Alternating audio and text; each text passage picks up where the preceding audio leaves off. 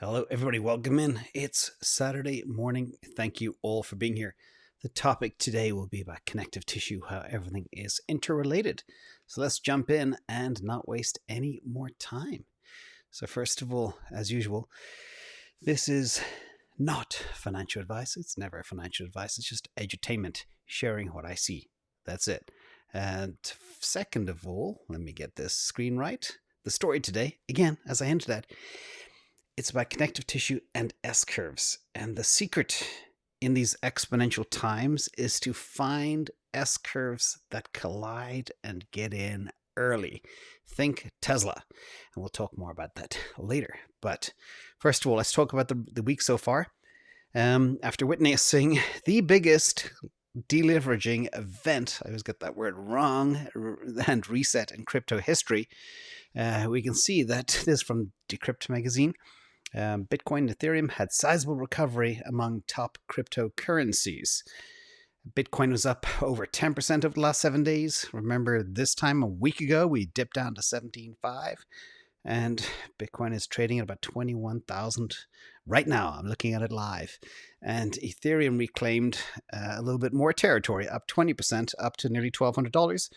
And most cryptocurrencies rose at least 40% over the 7 days. It was crazy. Like Uniswap, we'll talk more about them later, up 45% in a week. Avalanche, 30%. Solana, 35% to over $40.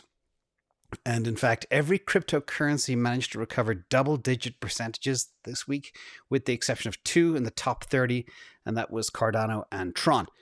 I think Cardano went up about 4%, but they had a big rally in anticipation of their Vassal hard fork. So that kind of was all run out already. You know, we always talk about running up a hill, you get out of breath. And Tron was up 8%, I think it was. So the question is it sustainable? This is from Finbold. Over the past week, the market cap climbed from about 830 billion up to 965, just shy of that $1 trillion mark.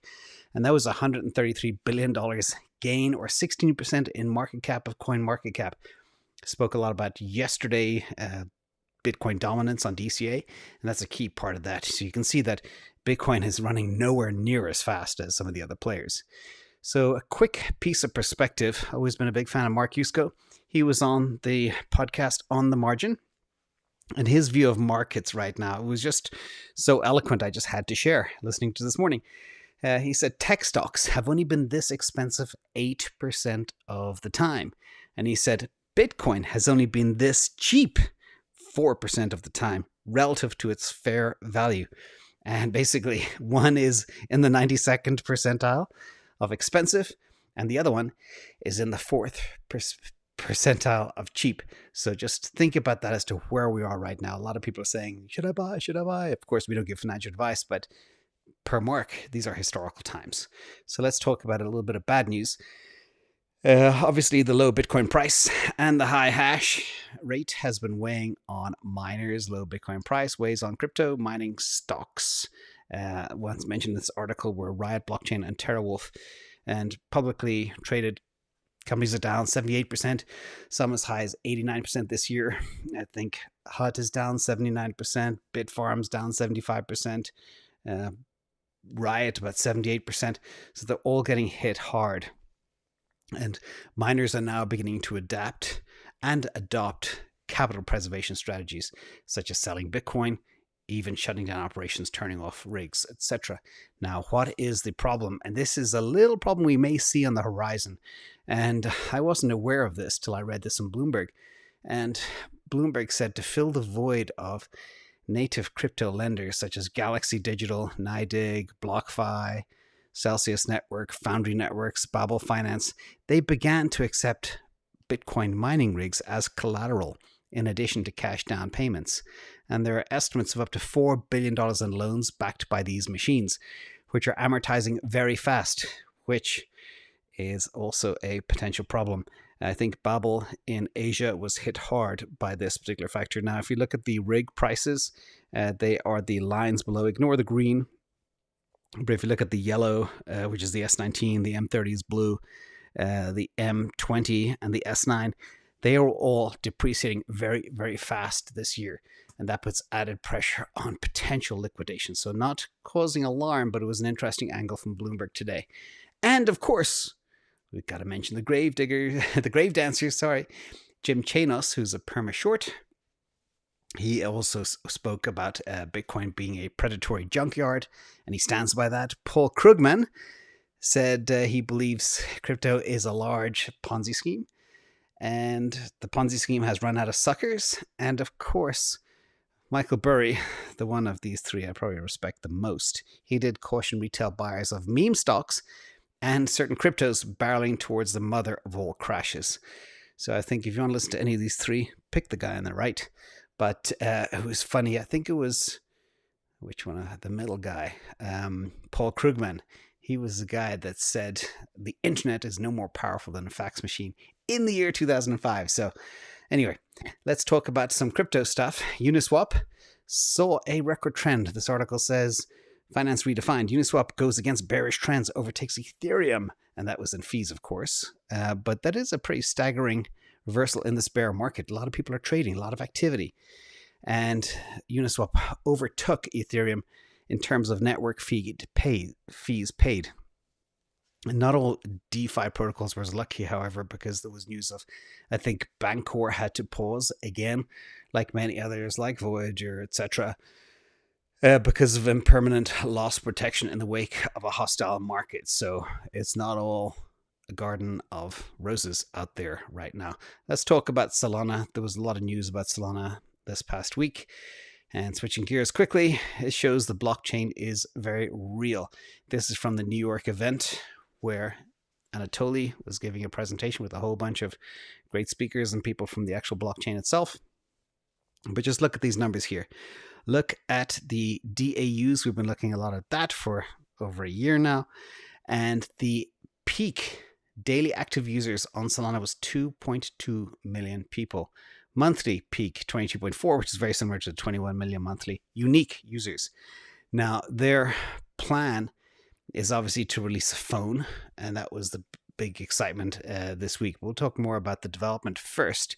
We always like to follow the developers, follow the users, follow the transactions, etc. But here you see Sol is definitely on a mission. They had more than a doubling of active developer repos between December 2021 and June 2022. That is pretty staggering. And that is, I think, as much or almost as much as Ethereum, considering they have a lot of development activity now moving towards proof of stake. But let's talk about the phone for a second. Currently, the vision of Anatoly for Solana was always get to 1 billion users, which is 1/8 of the planet. Now, there are over, I think, 7 billion people using smartphones worldwide.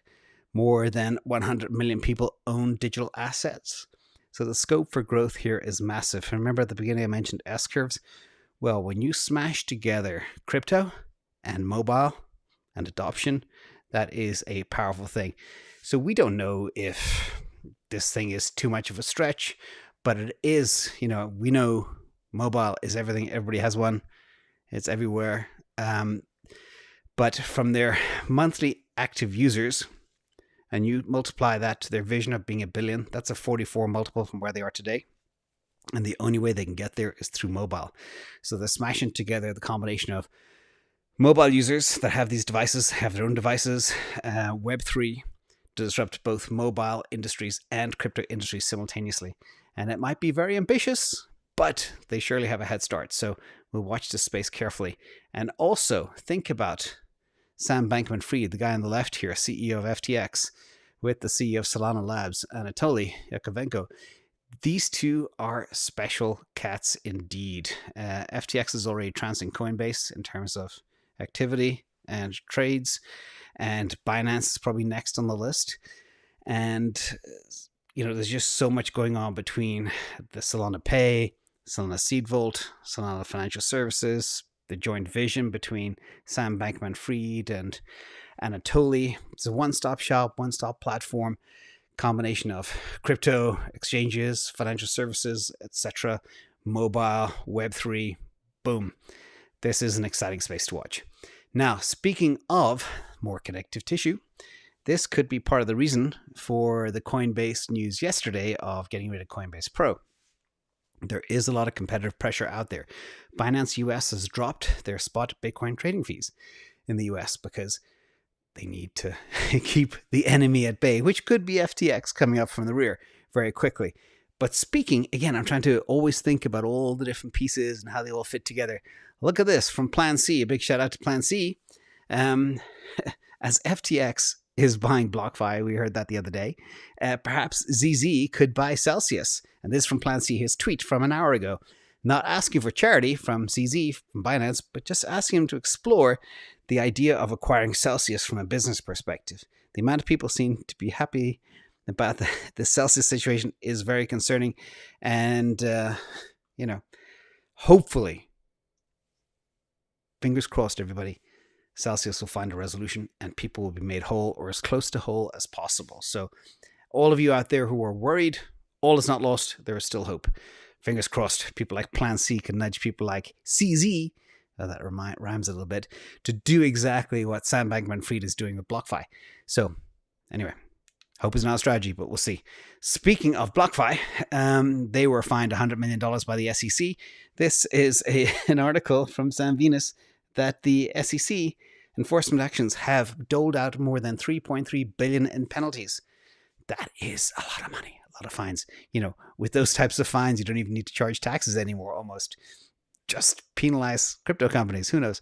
So let's talk about the connective tissue. And the big lesson here, everybody, and what I'm trying to portray is in crypto, more and more, we realize that everything is connected. Every exchange, every blockchain, every technology, every DeFi player, etc. And that has been the massive takeaway from 2022 so far, and what has caused this cascading deleveraging event as you go forward. So let's talk about another little bit of bridge news. Another one bites the dust. If anybody's old enough to remember that song. So this is still the Wild West. Harmony's Horizon Bridge was hacked for $100 million. And it sent the token sliding more than 10%, although it's been a pretty bad year so far. But again, it's another bridge hack. We've seen these before. I think there was the Ronin Bridge hack, which saw 600 million disappear, where Wormhole lost 300 million, which is also related to Solana. So hackers are really honing their skills looking at these bridges, because there's no doubt about it. All bridges are vulnerable. You're only as strong as the weakest link in these bridges. And trust me, there's a lot of links. That's why they're called bridges. That's the problem. So something needs to happen with these bridges. They are going to be very important for the future, but they really need to work on security, because they're just opening their back doors to these hackers who can take advantage. Now let's look at Harmony. I spoke a lot about Harmony last year. As you know, we have a crypto compendium that scores them across a whole bunch of regulatory, tokenomic, inflation, insider, shareholders, etc. rankings, and Harmony 1 scored 4.8 out of 10, which is in the bottom 48th percentile of the top 300 cryptos. And on the smart contract platform profiler, they ranked 13 out of the top 20 layer ones. So we were never a big fan, but let's look at the Harmony 1 chart. Here you can see the chart year to date. Let me try to see that with my little eyes. Harmony 1 is down over 90% year to date. That's just since January 1st, while Ethereum is down 68%. So neither are doing well, but you can see somewhat of a correlation. But this definitely is a big ding. And again, be careful with bridges, everybody out there. And second last piece of news, gas, not as in fun, but German alarm bells are going off for a potential Lehman moment. This article from Tristan Dove was the whole market is in danger of collapsing. Germany warns of a Lehman moment if Russia cuts off natural gas to Europe. They've already weaned themselves down to about 35% dependence on Russian gas, but now Germany is trying to build up reserves so they can get through the winter. And remember, there's a lot of industry, public institutions, households that are dependent on gas to stay warm and run machines, etc. This could impact, Berlin and other areas with the Tesla factory up there. So this is a big problem as Vladimir Putin has turned off the taps. So watch this space carefully. Hope everybody is okay in Germany. Be prepared for this. Hopefully the leaders can find ways of bringing in gas from Norway and other places. And also, in a bit of sad news, a bit of alarming news, a big thank you to Sanjay for sharing this right before I started. Although it's not good news, we need to be aware. Putin ally announces first city Russia will strike if World War III starts. And this is a lawmaker in Russia has become the latest guest on Kremlin-backed television to warn of a missile strike on a European capital, naming the city that he believes should be Moscow's first target should World War III break out. And sadly, for our friends in London, that is London. Now, I don't know if this is just BS or saber rattling to the extreme out of the Kremlin. You know, you gotta think in terms of how Putin thinks. He likes to play chess. He likes to worry people into submission. But this is alarming. Anyway, fingers crossed. Again, that's about the third time I've crossed my fingers in this video stream. But hopefully it's all BS. It's just saber rattling. And we'll go on from there. So hope you enjoy the KPM, everybody. Happy Saturday. Big thank you to the mods in the audience here, keeping it all respectful and safe, and I hope everything's working. And thank you as well to any donations. We will be donating all of that tomorrow as well. Thank you all. Bye.